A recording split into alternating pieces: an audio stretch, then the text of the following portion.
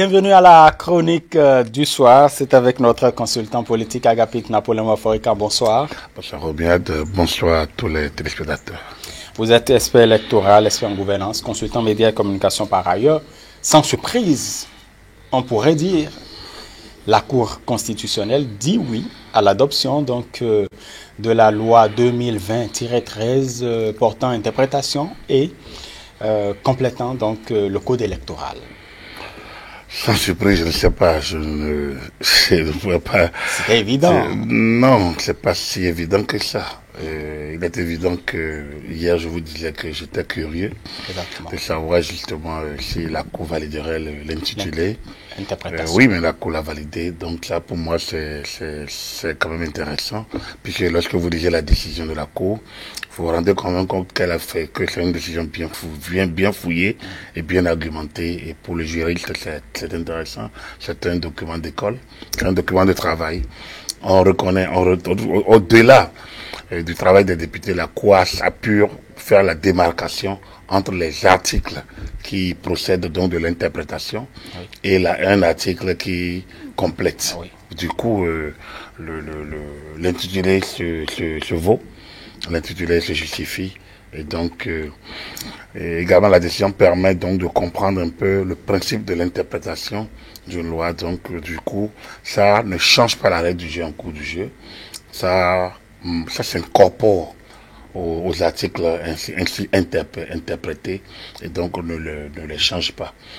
Et lorsqu'on regarde l'esprit du code électoral dans ces articles 89 et suivants, et on voit un peu ce qui a été interprété par les députés, nous confirmons ce que nous disions depuis quelques jours. Donc l'esprit de la Constitution l'esprit de la loi a été réaffirmé, a été clarifié, donc à travers cette interprétation. Je pense qu'après ça, en principe, l'ordre doit régner ici et là. Et ça ne devrait pas poser problème, la promulgation, puisque la Cour a dit dès que le chef d'État a saisi la Cour, aux fins de promulgation, aux fins de contrôle de constitutionnalité, la loi en toutes les dispositions est conforme à la Constitution. Il n'y a pas de raison qu'elle ne fût pas promulguée. Est-ce que beaucoup de choses peuvent changer entre-temps? On ne sait jamais. Peut-être après la rencontre, est-ce que c'est possible? Est-ce que c'est possible? Quoi par exemple? Je ne sais pas. Non, rien de ça. La promulgation peut être... Qu'il n'y ait pas promulgation, non, vous le savez. Le chef d'État est dans une démarche... D'abord, qui promulgue? C'est le chef de l'État. Alors, quelle était la valeur, quelle était la nature de la séance qu'il a eue avec les partis politiques les plus représentatifs hier? C'était pour les écouter. Il a expliqué le bien fondé du processus, donc de la nouvelle loi interprétative qui a complété la loi électorale, le code électoral, et les a écoutés. Donc, en fait, c'est une séance, c'est une démarche participative. Avant d'envoyer le test en contrôle de constitutionnalité, il a écouté les partis politiques, et qui sont les acteurs majeurs. Cette loi s'applique aux partis politiques. En tout cas, ils étaient 9, la loi s'appliquait à 3 d'entre eux. Et les problèmes posés concernaient justement ces 3. Donc, à partir du moment où la Cour valide, il n'y a pas de raison de ne pas être. Donc, ce qui est évident, c'est la promulgation après que la Cour a dit que la loi est conforme à la Constitution. Ça, c'est plus évident. C'est le plus évident. La réaction de la Cour n'est pas aussi évidente que ça. Donc, vous savez, les méandres un peu du droit. C'était normal que les députés se retrouvent pour clarifier. Et comme il n'y avait rien de violé, aucun nouveau principe, rien. Oui, c'est vrai qu'on aurait pu penser que la Cour le ferait facilement. Bon, de toute façon, elle l'a fait, mais avec avec une méthode qui permet de mieux lire désormais ce texte. Apparemment, cette loi ne vient pas quand même émousser les ardeurs des acteurs politiques, puisque nous avons observé quelques mouvements d'humeur par-ci, par-là. Nous prenons le cas de Boycon, par exemple. Je crois que la loi voudrait quand même renforcer les partis politiques, discipliner quelques indélicats. Quand nous observons ces mouvements d'humeur par ailleurs, donc à Boycon par exemple, est-ce que nous sommes toujours dans l'esprit de la réforme? Je pense que nous sommes toujours dans l'esprit de la réforme. Il ne faut pas qu'on se leurre. On est toujours dans l'esprit de la réforme. Certains n'ont pas compris. Et donc, puisqu'ils n'ont pas compris, ils manifestent. C'est normal. C'est normal. Je sais, manifestation d'humeur, c'est normal. Mais après, il faut se faire rester à la loi. Un parti, on l'a dit plusieurs fois, c'est sans doute l'individu qui est membre du parti. C'est ses aspirations, d'abord personnelles. Mais un parti, c'est surtout une discipline de groupe. Un parti, c'est une éthique aussi. Il doit avoir l'éthique en politique. Alors, lorsque vous ne pouvez pas déroger aux exigences résultant de la vie militante, lorsque la direction du parti finit par faire son choix, à mon avis, il n'y a pas de raison qu'il y en ait qui fassent de la résistance. C'est vrai que la règle n'a pas été très vite clarifiée au départ. Ça peut laisser supposer plusieurs ambitions, ici et là. Et lorsque les ambitions naissent, c'est difficile qu'elles puissent être maîtrisées. Donc, on peut comprendre ces manifestations. Mais après, je pense qu'il faut savoir rester à la loi. Une fois que les conseils vont se mettre en place, il faudrait maintenant que chacun baisse la garde et que le travail se fasse.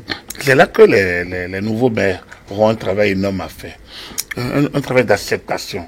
Parce qu'ils auront l'impression... Et justement, parce que certains estiment qu'avec ce qui a été décidé au Palais des gouverneurs à Porto Novo, que ça pourrait créer une absence ou un manque de cohésion au sein des assemblées locales. Oui, je l'ai déploré hier que les partis n'ont pas suffisamment communiqué. Les partis devraient l'avoir fait. Ils auraient dû le faire. Ils auraient dû le faire pour fixer le cap. Donc, leur silence a donné un peu l'impression d'anciens jeux, de coulisses. Donc, ils auraient dû communiquer, donner la ligne, dire leur désapprobation, appeler les militants au respect des principes, de la vie militante, des principes du parti, des textes du parti, des partis respectifs. Et donc, leur montrer le cap. Dire, voilà ce que le code électoral dit. Même si ce n'est pas clair, dit, nous irons à l'interprétation. Donc, cette communication a manqué. Et tout le monde a découvert ce projet, cette proposition, enfin cette initiative, oui, hein, au détour de quelques indiscrétions. Et donc, ça donnait lieu. Donc, ça donne une impression qu'on a voulu couper l'herbe sur le pied de certains. Oui, il y a effectivement d'indiscipline. Au même moment, les directions des partis auraient dû être beaucoup plus pédagogues, faire plus de la pédagogie. Regardez le chef de l'État hier, il a invité les partis politiques. Il aurait pu dire, moi, les députés ont voté, moi je promulgue. Après avoir fait le contrôle de constitutionnalité. Il n'était même pas obligé de rencontrer donc d'aller au contrôle de constitutionnalité, puisque ça, la loi ne lui obligeait pas. Sauf que, il n'y avait pas de saisine de la Cour au niveau du Parlement, pour que quelqu'un... Personne n'a soulevé une exception au niveau parlementaire pour saisir la Cour constitutionnelle et peut-être déclarer donc conforme à la Constitution et à la loi. Donc, en clair, le processus aurait pu se... Le chef d'État préférait rencontrer tous les acteurs politiques et les a écoutés, les a expliqué les bien fondés. C'est une démarche participative à saluer. Les partis auraient pu utiliser cette démarche participative également. Ensuite, voilà. Donc, ça peut-être ça aurait dégonflé, ça aurait pu dégonfler un peu les frustrations ici et là. Mais n'empêche, ces frustrations, ces manifestations d'humeur et avec utilisation abondante des médias, ce n'est pas non plus normal. C'est signe d'indiscipline. Et en principe, si les partis ont des règles, il faudrait que très tôt que ces règles soient appliquées pour que les gens sachent que nous sommes dans une nouvelle dynamique politique aujourd'hui. Est-ce qu'en réalité, nos partis politiques ne manquent pas de précision quant à certaines actions qui pourraient advenir dans le futur, quand on sait que, par exemple, est-ce que les statuts ou le règlement intérieur prévoit que lorsque le parti politique décide de telle orientation, le militant n'a pas le choix, le militant s'y soumet et peut-être à l'interne, expose des doléances. Est-ce qu'on a ces tests? Écoutez, nous n'inventons rien. Un militant doit savoir qu'il est dans une organisation. Et que normalement, lorsque la direction de l'organisation prend des décisions, la première des choses, c'est de s'y soumettre Après, il y a tous des cadres d'expression de sa différence. Il y a ça. Donc, on n'a même pas besoin de l'apprendre à quelqu'un. C'est le b.a.-ba de la vie militante. Ah, si ce n'est pas spécifié, quand même, le bon sens est la chose du monde la mieux partagée. Parce que quand même, lorsque vous êtes dans une organisation, il y a une direction de l'organisation. Alors, quand la direction est mise en place pour être représentative, elle vous représente. Elle prend des décisions en votre nom. Mais il y a des cadres dans lesquels on est appelé aussi à réagir, à donner notre avis. Donc, tant que nous sommes dans les prérogatives de la direction d'une organisation du genre, pourquoi ne pas s'y soumettre? C'est l'obéissance à la loi qu'on s'est attribuée à la liberté, je ne cesse de le répéter. Donc, après tout, vous êtes d'accord que c'est votre direction, la direction de votre parti, et que tout le monde ne va pas décider au même moment. Il faut d'abord déroger aux injonctions, aux désirateurs de la direction, quitte à trouver les mécanismes pour se manifester. Regardez, ce qui se passe dans les communes, à du moment où la direction décide, il faudrait peut-être que les gens se soumettent. Et après, maintenant, que le nouveau maire, le nouvel exécutif travaille à resserrer autour de lui les rangs, à fédérer, à regrouper les énergies. Donc, mais des rébellions du genre ne servent à rien. C'est pas là, c'est des approbations, c'est communiquer, c'est pétitions. Tout ça ne sert à rien. Ça ne sert qu'à fragiliser l'édifice qui est quand même nouveau. C'est un nouvel édifice, il est en construction d'ailleurs. Donc, il n'y a pas de raison de valider donc des comportements d'indiscipline sur le terrain. Ce n'est pas normal. Jusqu'à quand on va pouvoir penser ses plaies et penser au développement local? Justement, là vous me rejoignez. C'est justement ça qu'il faut. Donc, est-ce que ces nouveaux élus sont conscients qu'il s'agit du développement local? Est-ce qu'ils savent qu'il est question de service et non de jouissance? Est-ce qu'ils savent qu'ils sont dans une organisation? Est-ce qu'ils savent qu'il n'y a qu'un maire dans une commune et qu'il n'y a que 2 à 3 adjoints ailleurs? Est-ce qu'ils savent ça? S'ils le savent, ils doivent pouvoir se soumettre et essayer de dégrossir un peu leur ego pour pouvoir s'insérer donc dans cet édifice de développement local. Donc, je pense que en la matière, il faudrait que le message soit ferme. Il faut que le message soit ferme. L'option a été faite, où l'option a été nettement clarifiée, et on sait là où devrait aller. Si le code avait été aussi explicite, on ne serait pas à ce niveau aujourd'hui. Et moi, quand je vous ai dit, j'aurais bien préféré que les gens fassent, il fait campagne un peu comme à Porto-Novo. On sait que si nous gagnons, c'est elle qui est notre leader. Et ça aurait été beaucoup plus simple. Donc, j'espère que, une fois ces élections terminées avant 2023, il faut essayer de corriger ces petites choses. Puis il ne s'agit pas de changer de loi, mais bon, il s'agit peut-être d'insérer des parties de modification un à un pour finir par faire une loi parfaite. Une loi peut être parfaite au prime abord. Et même une loi aujourd'hui parfaite, on peut voir ça d'imperfection le lendemain. Donc, il faut que chacun y travaille. C'est pour ça que moi j'invite un peu ces militants des partis au niveau des conseils communaux à se soumettre aux déshydratants. La vie, c'est ça aussi. Vous ne pouvez pas être tout le temps comme en position de direction. Vous devez apprendre à vous soumettre aussi à une autorité, à une hiérarchie découlant donc de l'organisation dans laquelle vous exercez ou vous militez. Très bien. Agapit Naboloma Foritan, nous revenons maintenant sur certains propos du chef de l'État hier, lorsqu'il rencontrait donc les responsables des 9 partis politiques ayant manifesté auparavant donc le désir d'aller aux élections communales et municipales. Par exemple, Patrice Talon qui estime que lui, il ne sera pas ou il n'est pas favorable à une alliance entre un membre de la coalition gouvernementale et l'opposition, donc, et le parti FCBE, par exemple. Quelle lecture faites-vous, justement, alors que nous sommes quand même dans un jeu politique, purement politique, et vous m'avez dit ici que vous aimez les jeux politiques. Ça, c'est moi qui aime. Alors, moi, j'aime. Je ne suis pas le chef de l'État, je ne suis pas chef de parti, je ne suis pas élu. Donc, du coup, vous êtes tous de même consultants. Mes envies de miennes et uniquement miennes et nécessaires. Alors donc cela dit, non écoutez, je vous ai parlé du système allemand qui moi me fascine beaucoup. C'est pas le système francophone. c'est pas le système francophone. Et donc, quand vous écoutez le chef de l'État, nous restons dans la dynamique francophone de la politique, c'est-à-dire le jeu doit être clarifié. Chacun doit rester dans son camp, hein, et y opérer. Voilà, donc c'est une option, c'est un choix. C'est un choix et il vaut autant que l'autre. Donc voilà. Il y a des questions, il y a une promesse, on pourrait dire que c'est une promesse.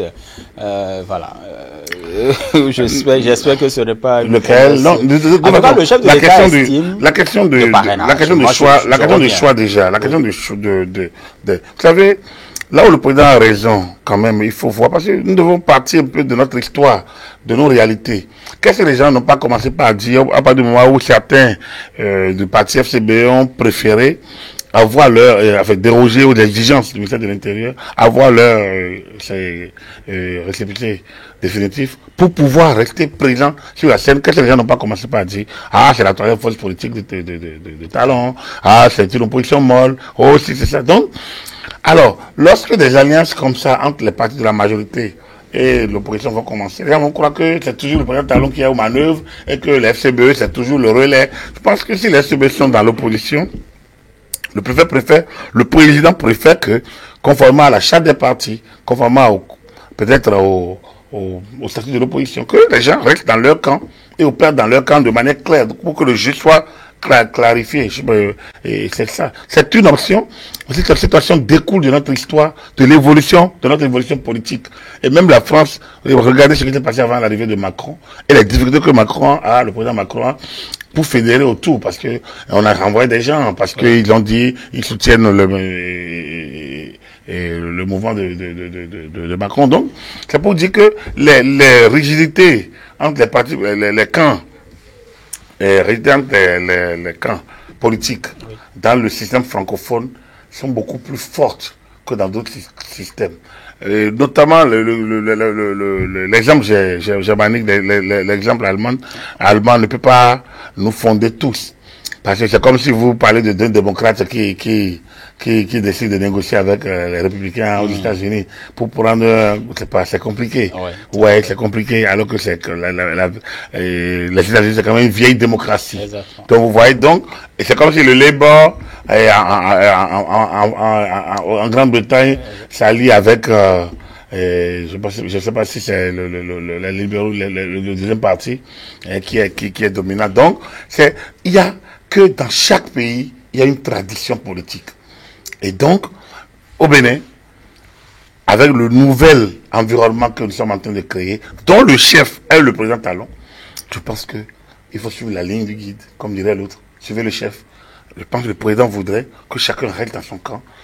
FCBE de l'opposition, le chef d'État estime qu'il faut peut-être leur donner les moyens de travailler, les moyens dont un parti d'opposition a besoin. C'est-à-dire, on a le statut de l'opposition aujourd'hui, c'est à eux de le revendiquer et donc au même moment, les partis de la majorité présidentielle doivent pouvoir jouer la discipline de la cohésion, donc, et ne pas s'ouvrir un peu à des jeux de marchandisation. Le président est ferme là-dessus. Et ça lui a fait perdre une ville comme Parakou, je continue de le dire. Il est resté ferme. Je pense que c'est important de le noter. Ça fait partie de notre histoire.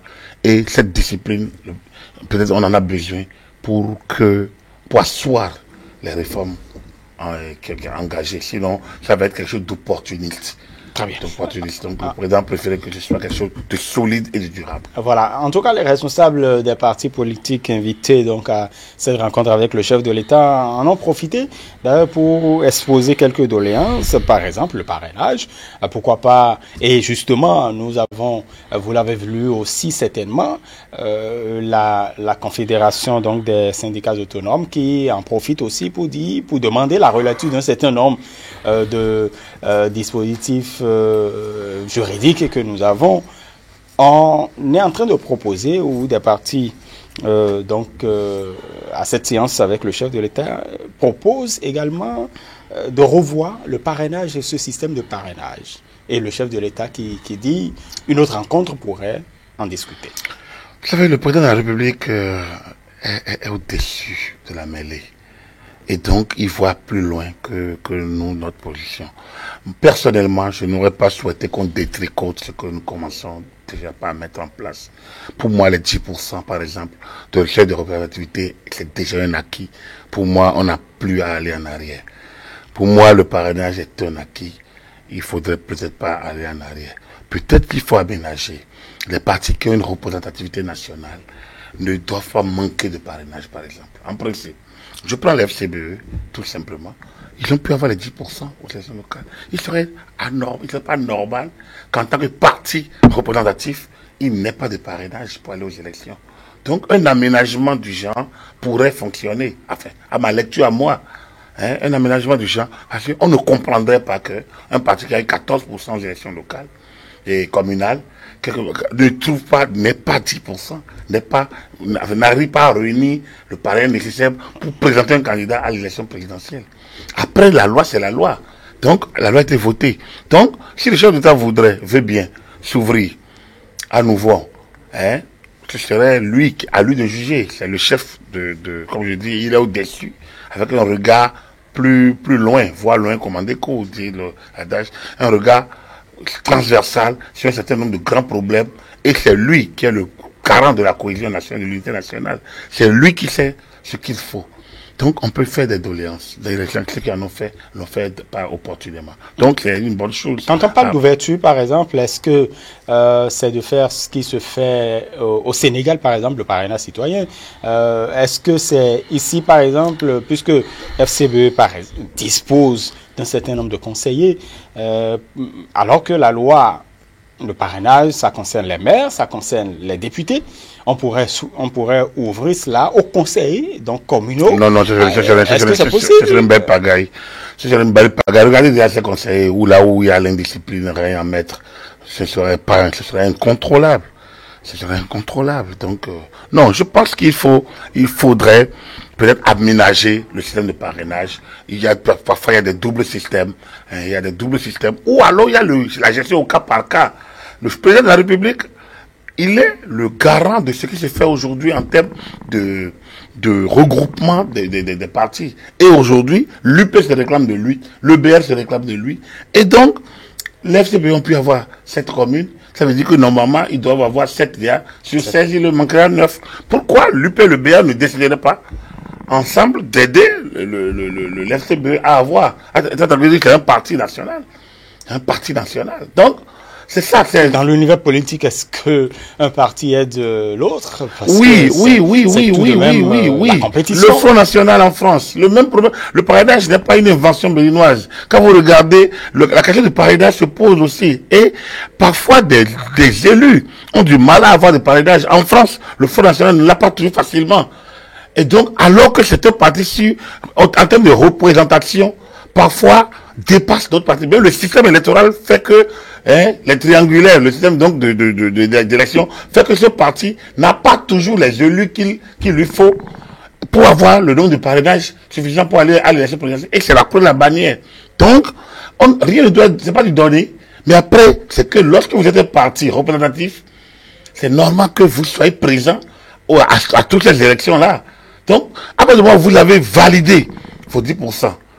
Normalement, au niveau national, en principe, et vous êtes un parti qui s'anime selon les règles de la République, pour moi, il ne doit pas avoir une difficulté, un obstacle. Maintenant, ça dépend de qui est le candidat du parti.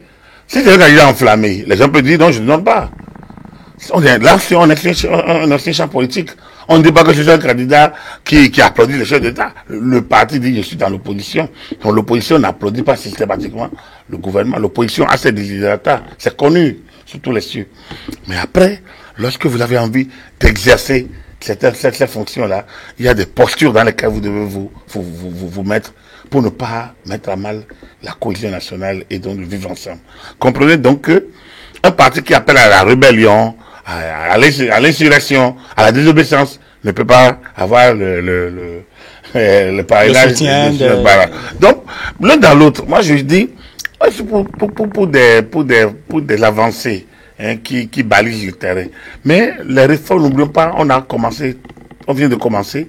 Et pour que les réformes portent, il faut qu'elles s'asseyent, il faut qu'elles aient le temps d'être éprouvées. Actuellement, on est au début des épreuves. Il ne faudrait pas que nous lâchions aussi facilement. Donc, si vous voulez me lire autrement, c'est que moi, personnellement, je n'aurais pas été d'avis qu'on lâche, que le chef d'État lâche, tu laisses tout de suite sur un certain nombre de questions.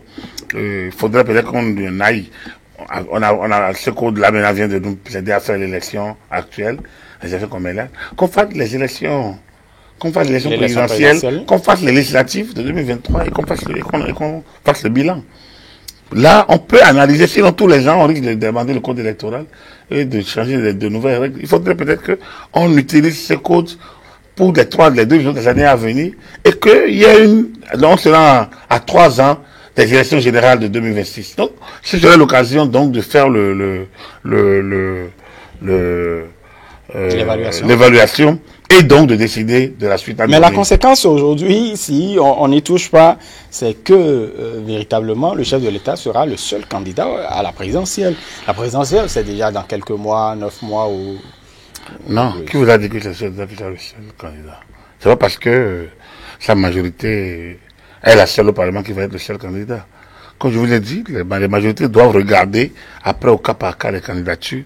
Et vous voyez, comme je vous l'ai dit également, la situation dans les communes montre que c'est que ces partis nationaux sont des partis qui bouillonnent à la base. Donc, du coup, ce n'est pas des partis dont les militants sont des godillots, pas du tout. C'est des militants intellectuels qui réfléchissent ici. C'est des cadres. Ils ont des cadres. Et donc des maires pourraient donner leur soutien pour des candidats, en fait, autres que le chef de l'État. Mais bien sûr, pourquoi pas, je vous ai dit, si le Front National arrive à avoir en France des candidatures, c'est pas parce que les gens l'aiment particulièrement, mais que parfois on se dit, mais pour la démocratie française, il faudrait que la voix du Front National sorte. Donc, au nom de la démocratie béninoise et au nom du respect du principe de l'opposition, les partis de la majorité peuvent donner quitus à l'opposition pour aller aux élections, pourquoi pas.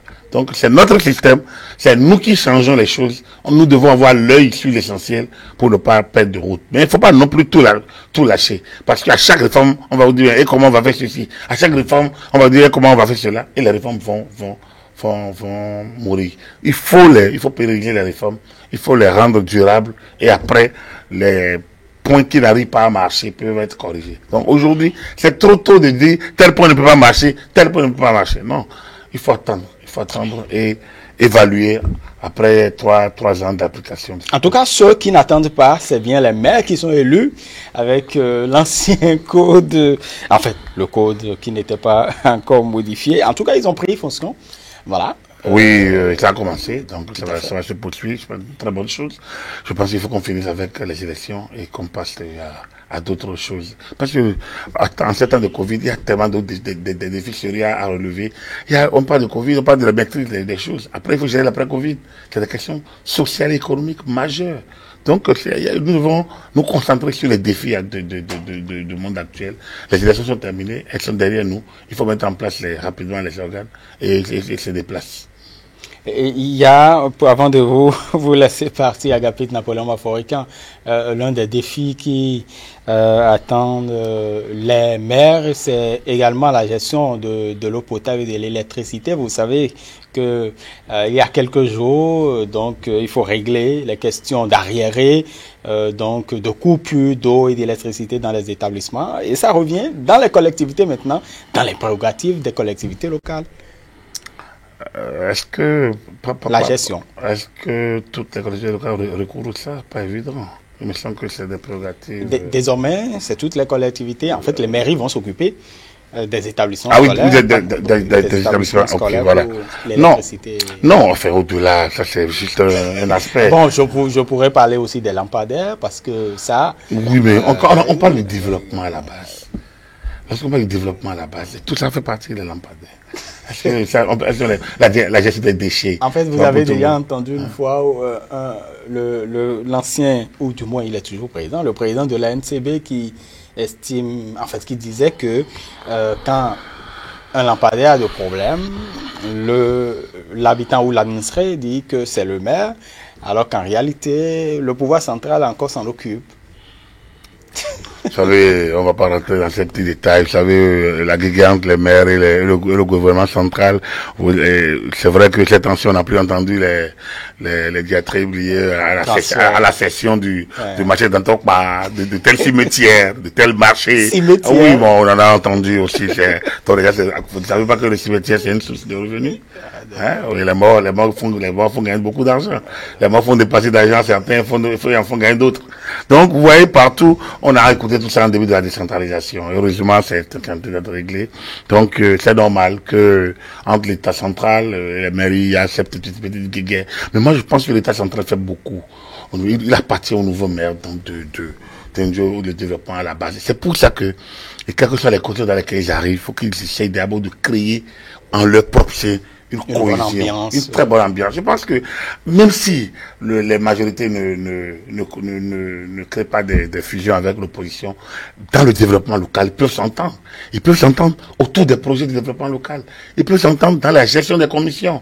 Ils peuvent s'entendre dans la gestion des priorités, les plans de développement communal. Ça, c'est pas au niveau de l'État central. Donc, je pense qu'il y a beaucoup de choses qu'ils peuvent faire ensemble. S'ils ne se mettent pas, ils ne se jettent pas des pots de banane, je pense qu'ils feront beaucoup. Même les maires sont en train de remplacer les ampoules brûlées, les ampoules grillées de lampadaires, ils ne se rendraient même pas compte parce qu'ils auraient mobilisé beaucoup de ressources. Et comme je vous l'ai dit, il y a le plan de développement communal, il y a l'intercommunalité, il y a la coopération décentralisée, il y a assez d'outils, hein. Et avec la tutelle, si ça fonctionne très bien, les règles sont respectées, le maire peut bénéficier de beaucoup d'accompagnement, le conseil municipal peut bénéficier de beaucoup d'accompagnement au niveau de l'État central. Donc, l'État, à mon avis, depuis quelques années, joue son rôle pleinement. Il y a le fonds FADEC, je voulais dire que ces fonds-là ont beaucoup aidé bien des communes, très mal gérées ailleurs. Et certaines communes qui n'ont pas pu. Très mal gérées dans certaines communes. Et certaines communes ont du mal à consommer parce qu'elles n'arrivent pas à rentrer dans les procédures. Je pense qu'il va falloir que ces communes fassent appel à des consultants. Je pense qu'il y a des gens qui sont outillés pour les aider à élaborer des projets, à monter les plans de passation de marché, à gérer les passations de marché, à gérer les projets communautaires, les projets de développement. Donc, s'ils veulent régler tout ça entre eux, ils ne peuvent pas. Et ils peuvent avoir un petit contrat avec ces consultants en disant, voilà, on n'a pas encore l'argent, mais dans tel projet, vous allez peut-être, c'est bien dit, c'est clair. Quand les dispositions sont claires, il n'y a pas de problème. Donc, dans le recrutement de l'expert, ou bien des différents. Donc, l'expert va peut-être avoir un rôle, ou alors gagner un pourcentage des projets mobilisés au regard donc de... Ça, c'est à voir peut-être avec les autorités financières, à voir avec la tutelle. Est-ce que tout ça s'insère dans les textes de la République et voir dans quelle mesure, disons, exister de cette manière-là. Donc, il y a beaucoup de potentialités à la base. Et les maires doivent savoir qu'ils ont assez de possibilités. Il faut qu'ils s'ouvrent à la société civile. Il faut qu'ils s'ouvrent aux consultations, enfin, aux talents, aux compétences extérieures, locales, mais des cadres qui peuvent les appuyer. Et comme je dis, quand ils regardent le texte de la décentralisation, ils sollicitent le conseil du préfet, autorité de tutelle, ou du ministre en charge. Donc, je pense qu'ils auront les orientations nécessaires qui leur permettront de faire de la mobilisation. Donc, je pense que il faudrait qu'on ait une finition avec cette guerre des maires, que ces maires-là rassemblent rapidement autour d'eux. Faut pas qu'ils soient des maires de division, il faut qu'ils soient des maires de regroupement, des maires qui créent la synergie, qui rassemblent les énergies et essayent donc d'induire le vrai développement, mais le développement accompagné par tous et non de développement qui exclut une partie. Peut-on parier sur la non-destitution des maires pour cette... Non, pas du tout, pas du tout. Pas du tout. Le risque est même très grand. Le risque est très fort que les maires perdent leur légitimité parce qu'elle est déjà mise à la rude épreuve. Ils seront légalement en place. Je ne sais pas s'ils seront légitimement en place. Puisque le vote de l'électeur n'est pas un vote sur un nom. L'électeur a voté une liste, mais ne sait pas qui est. Peut-être que l'électeur a voté le 8e. Peut-être que l'électeur a voté le 7e. Peut-être que l'électeur a voté le 2e. Donc, l'électeur n'a pas voté absolument un nom. Et voilà, un nom va le diriger. A priori, j'ai voté, peut-être, mais je n'ai pas voté pour le mec qui est là, par exemple. C'est pas mon cas à moi. Moi, je sais ce que j'ai voté. Mais, a priori, alors quand l'électeur est déjà dans cette condition, le maire n'a pas absolument une légitimité. Lui, maire. Son conseil, oui.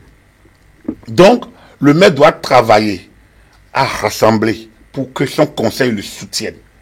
Et si le conseil le soutient, il peut franchir bien des caps. Il n'aura pas. Parce que pour être destitué, il faut 2 tiers. Or, 2 tiers, c'est pas de l'amusement. Quand on prenait 25, il faut déjà 8, hein, fois 2, ça veut dire 16. Il faut 16, il faut 17 déjà. Par exemple, sur 25. C'est beaucoup. C'est beaucoup. Donc, si vous, dans une commune de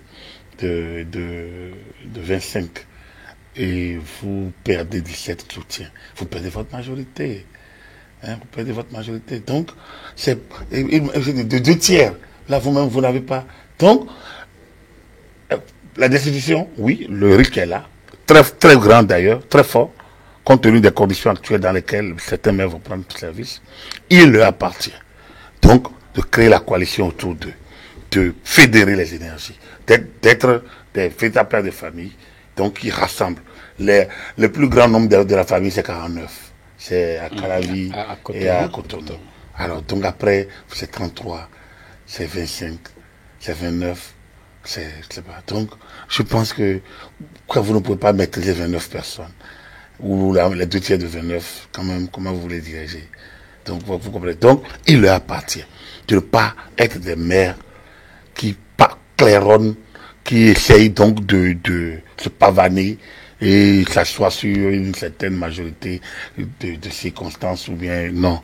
Je pense que, je dis, ces maires ne sont pas absolument légitimes actuellement, ne sont pas nécessairement légitimes, tous ne sont pas nécessairement légitimes, compte tenu des conditions donc, dans lesquelles ils arrivent, mais ils peuvent obtenir leur légitimité en essayant de se fédérer tous les autres, aussi bien les mécontents de leur camp que les autres qui ne sont pas du camp et qui donc n'auraient pas participé à la désignation.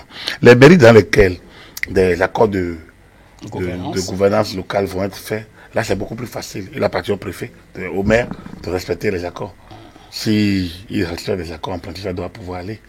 Et ainsi de suite. Donc, je pense que le tout, c'est dans le management qualitatif qui est attendu du maire. S'il le fait, il n'y a pas de raison qu'il crée pour sa gestion. Et donc, pour le mandat de 6 ans, exceptionnellement pour cette mandature-ci. Tout à fait. Très bien. Merci beaucoup, Agapit Napoléon Waforican, consultant politique à ETLSP électoral et également consultant médias et communication par ailleurs. Merci pour cette disponibilité pour le décryptage des faits marquants de l'actualité à la faveur donc de la chronique du soir. Mesdames et messieurs, merci de nous avoir suivis de bout en bout. Prochain rendez-vous pour le grand soir, c'est demain à partir de 19h. D'ici à là, portez-vous bien. Agréable soirée à chacun et à tous.